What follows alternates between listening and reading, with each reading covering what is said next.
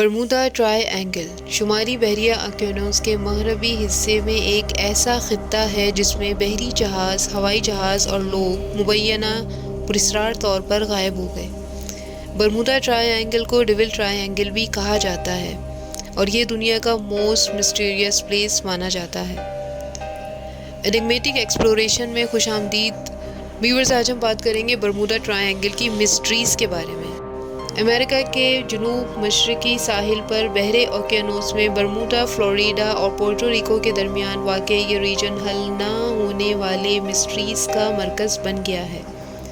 سمندر کے 4,40,000 square kilometre پر محیط برمودا ٹرائی اینگل ایک بزی شپنگ روٹ وے ہے جس میں ہر روز کئی بحری جہاز امریکہ، یورپ اور کیریبین کی طرف جاتے ہیں۔ برمودا ٹرائی اینگل کی مسٹری پہلی مرتبہ ونسنٹ گریز نے 1964 میں اگوزی میگزین میں پبلش کی۔ تاہم اس خطے کا پراسرار رویہ 19ویں صدی میں عوام کی توجہ میں آیا جب یو ایس سائیکلوپس، جس میں 300 افراد سے زائد کریو ممبر سوار تھے، جو کہ برمودا ٹرائی اینگل میں کہیں ڈس ایپیئر ہو گیا۔ مارچ 1918 میں ایک میسو شپ برازیل سے بالٹیمور کے لیے روانہ ہوا جس میں 309 کریو ممبر سوار تھے۔ اس شپ میں 10,800 مینگنیز اور موجود تھا۔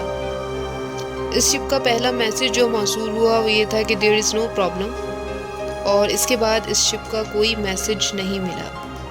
یو ایس سائیکلوپ کے کیپٹن نے کوئی ڈسٹریس سگنل بھی نہیں بھیجا اور یہ شپ برمودا ٹرائی اینگل میں کہیں پراسرار طور پر لاپتہ ہو گئی، اور اس کے لاپتہ ہونے کی کوئی خاص وجہ بھی آج تک تلاش نہیں کی جا سکی۔ اسی طرح دسمبر 5، 1945 میں یو ایس نیوی کے 5 ٹرپڈ بمبرز جیٹ، جنہیں فلائٹ 19 بھی کہا جاتا ہے، فلوریڈا سے روٹین ٹریننگ مشن پر نکلے، مگر چند گھنٹوں کے اندر ہی 14 کریوز ممبر اور ان کے aircrafts Bermuda triangle میں داخل ہونے کے بعد غائب ہو گئے۔ ان کی تلاش کے لیے بھیجا گیا ایک ریسکیو پلین بھی 13 ممبرز کے ساتھ غائب ہو گیا۔ کچھ پائلٹس نے بتایا کہ ان کے کمپس کام نہیں کر رہے، طوفانی موسم کی وجہ سے نیویگیشن ناممکن ہے۔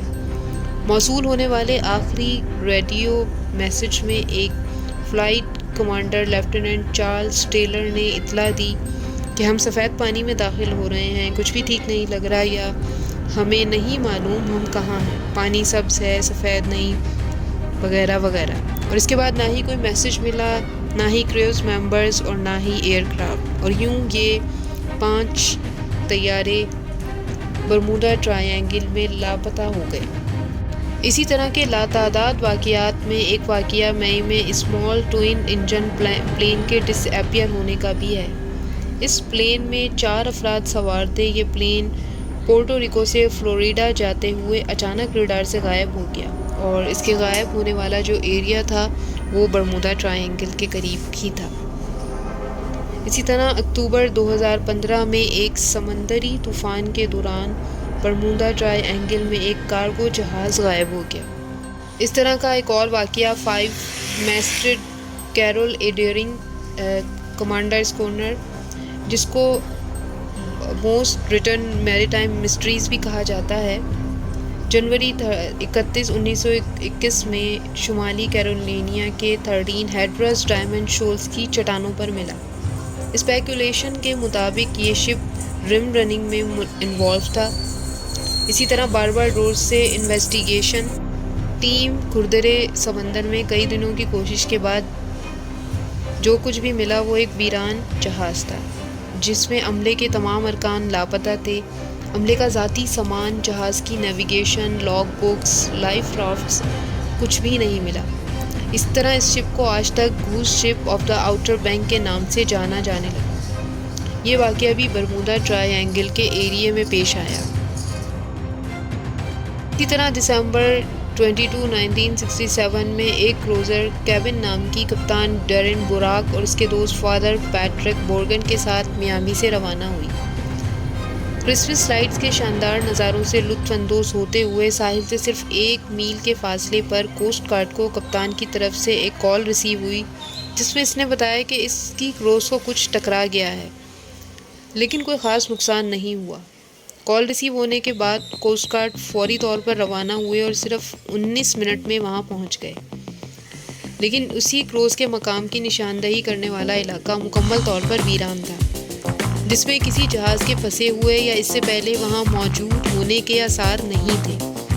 اس واقعے کے بارے میں سب سے زیادہ انٹرسٹنگ بات یہ ہے کہ یہ خاص کروز ورچولی انسنکیبل تھی، اور اسی طرح اس کروز کا بھی آج تک کچھ پتہ نہیں چل سکا۔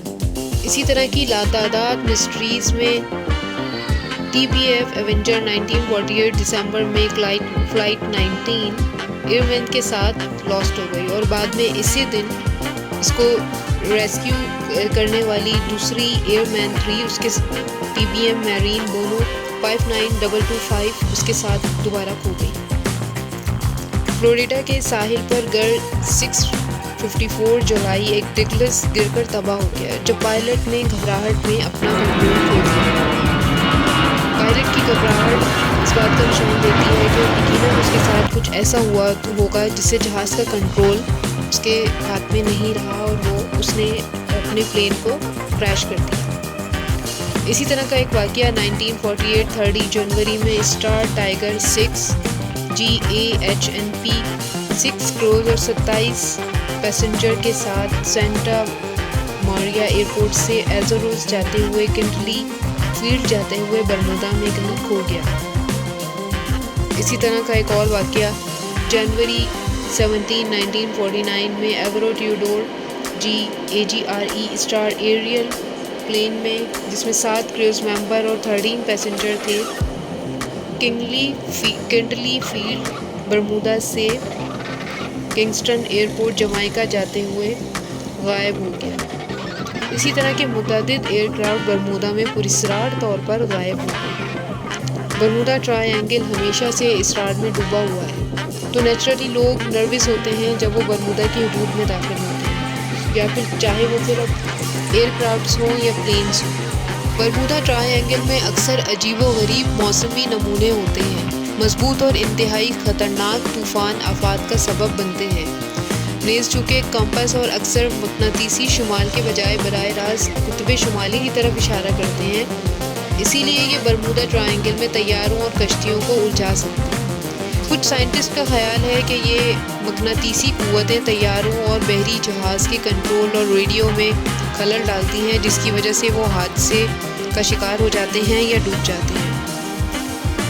اسی طرح یونیورسٹی آف کلوراڈا کی ریسرچ کے مطابق